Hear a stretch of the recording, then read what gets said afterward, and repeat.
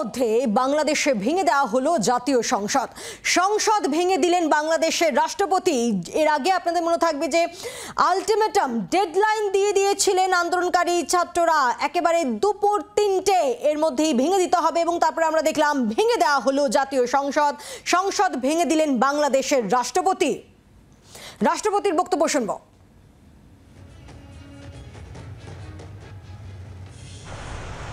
প্রিয় দেশবাসী, আসসালামু আলাইকুম। আপনারা জানেন প্রধানমন্ত্রী শেখ হাসিনা রাষ্ট্রপতির কাছে পদত্যাগপত্র জমা দিয়েছেন এবং আমি তা গ্রহণ করেছি। প্রধানমন্ত্রীর পদত্যাগ ও বৈষম্য বিরোধী ছাত্র আন্দোলনে সৃষ্ট পরিস্থিতিতে বঙ্গভবনে 3 বাহিনীর প্রধান এবং বিভিন্ন রাজনৈতিক দলের নেতৃবৃন্দ, সুশীল সমাজের প্রতিনিধি ও বৈষম্য বিরোধী ছাত্র আন্দোলনের কয়েকজন সমন্বয়কদের সাথে আলোচনা হয়।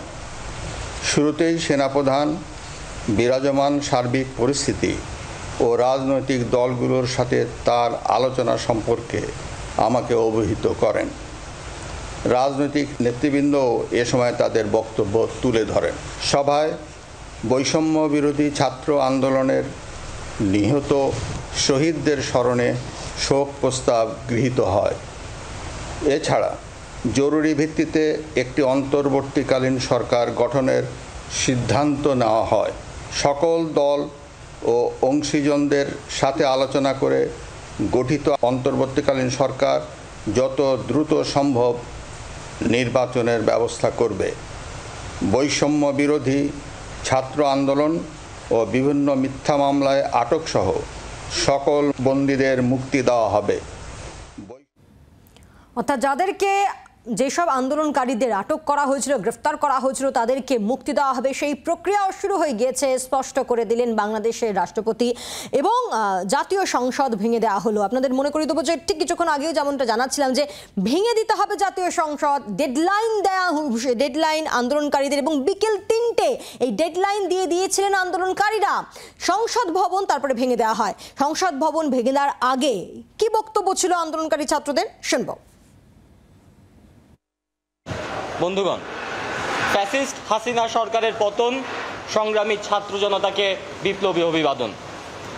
সেনা সমর্থিত শাসন নয়, আন্দোলনকারী শক্তিসমূহের সম্মতির ভিত্তিতে বিভিন্ন শ্রেণী পেশার মানুষের সমর্থনে গ্রহণযোগ্য ব্যক্তিদের নিয়ে অন্তর্বর্তীকালীন গণতান্ত্রিক সরকার গঠন করুন। সাংবাদিক বন্ধুগণ, ছাত্র জনতার রক্তক্ষয়ী অভ্যুত্থানের মধ্য দিয়ে হাসিনা সরকারের পতন নিশ্চিত হয়েছে। এই লড়াইয়ে অসংখ্য ছাত্র জনতা শহীদি আত্মদান করেছেন।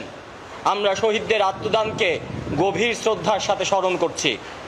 আমরা শহীদদের রক্তের নামে শপথ পড়ছি, শোষণ বৈষম্যহীন রাষ্ট্র প্রতিষ্ঠায় আমরা কাজ করব।